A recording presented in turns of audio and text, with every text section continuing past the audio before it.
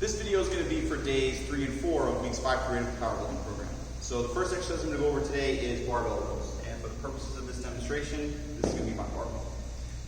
So the main thing with barbell rows is when we get into position to row the barbell, we want to have our butt up and our chest and our upper back flat. So we want to maintain this position the entire set. The main problem that occurs with barbell rows is as you get tired, your hips will basically start to tuck up underneath you. That means the weight is too heavy and you need to go down in weight. The most important thing is we maintain that position the entire time. If we don't, we're not actually working out the muscles we want to work out. So as far as how close to parallel to the floor you want your upper body, I would say anything about 45 degrees and down is fine. You don't have to be a stickler for that. Just try to maintain it every time you do this, the same exercise. Next exercise I'm going to go over is step-ups, and not actually how to do them, but proper height of the step-up box. So for step-ups, the most important thing is that when we put our foot on the box, our knee is at or above the level of our hip. If we do a step-up, and our leg is going this way in a downward angle, that's not going to work the proper muscle groups that we're looking to work on a step-up. The most important thing is at minimum, the knee and the hip are even. Ideally, you would want the knee a little bit above the hip to recruit more of the glutes when you do the step up. But that's a little bit more advanced, so if you're just starting off, you can just go at parallel. So the next group of exercise is going to be a superset for biceps. That's going to be concentration curls as the first exercise. It's fairly simple. You're just going to sit on a bench, elbow pinned into your leg, and then curl.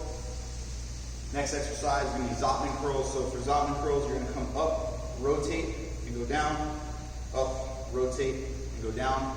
And then the last exercise is going to be cable curls or curls with a band. So once again, if you have a cable attachment available to you, you can use that. If you have a band, just attach it to something on the floor, and then do a regular curl. Now, with this particular superset, you're going to do all 3 exercises with one arm, and then do all 3 exercises with the left. That's going to be one set. The second superset for day 3 is going to be side lunges and military press. So for side lunges, you're going to hold the dumbbells out here. We're going to lunge out to the side. So one dumbbell is inside, one dumbbell is outside, back to the top, and then press. Lunge out, back to the top, and then press. And then the final exercise or group of exercises for day 3 is going to be the cardio complex at the end. So for push-ups, that's pretty self-explanatory. Sit-outs is going to be the one that nobody really knows. Mountain climbers and then sit-ups. So for sit-outs, we're going to get into bear crawl position, which is basically push-up position with our knees up.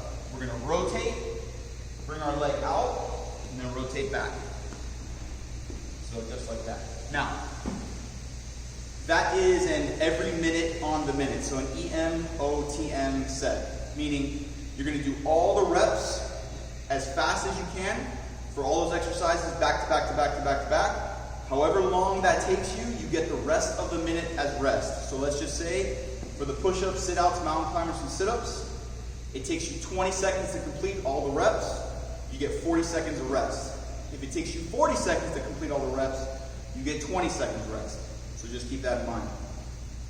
And then for day 4, I'm just going to go over the clusters at the end. So for any mini cluster, the base is going to be 10 reps, 10 seconds rest. 10 reps, 10 seconds rest. You're going to repeat that cycle over and over again for the allotted time. As far as choosing a weight for your mini clusters, pick a weight that you feel comfortable being able to do for about 20 reps straight.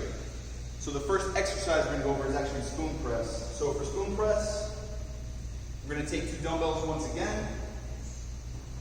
And then you're going to get just basically in a bench press position, except instead of bench pressing the normal, you're going to press them together and press them like a close grip bench press.